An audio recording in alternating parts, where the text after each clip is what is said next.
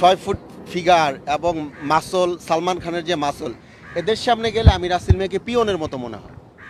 এবং এই যে দামাল যে হিরোরা আছে আমাদের, বা ঢাকা ইউনিভার্সিটির যে বডি বিল্ডাররা, এরাই তো প্রেম করতে পারে না।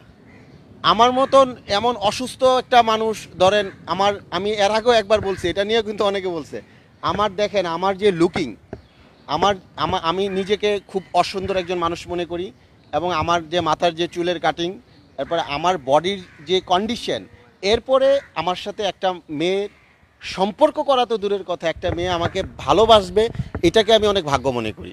আর এত বড় কন্যা রাশির ছেলে আমি রাসেল মিয়া হয়ে যাই নাই যে আমি মেয়েদের প্রপোজ করব বা মেয়েরা আমাকে প্রপোজ করে শুধু আমাকেই ভালোবাসবে।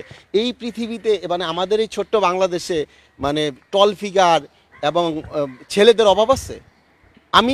এগুলো তো সম্পূর্ণ মিথ্যাচার, আপনারা নিজেরা বোঝেন না?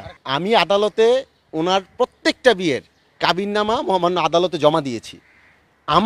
উনি একটি কাবিননামা, এবং আমার যদি একাধিক ওয়াইফ থাকে, কই আপনাদের এত ফেসবুক, এত পেজ, এত সাংবাদিক, এত লেখালেখি হচ্ছে, একজনও তো বললো না যে আমি রাসেল মিয়ার ওয়াইফ।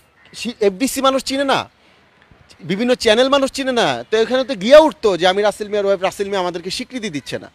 এগুলো সম্পূর্ণ মিথ্যাচার, এবং আমাকে ছোট করার জন্য এটা তার সাথে একটা সিন্ডিকেট গ্রুপ কাজ করতেছে, যেন আমি ইন্ডাস্ট্রিতে কাজ করতে না পারি, আমি যেন মানুষের পাশে দাঁড়াতে না পারি। প্রথম কথা হচ্ছে, আমি রিভেঞ্জ পছন্দ করি না, আমি ভালোবাসা পছন্দ করি, আমি মানুষকে ভালোবাসতে পছন্দ করি, আর আঘাতের পরিবর্তে আঘাতটা আমি পছন্দ করি না।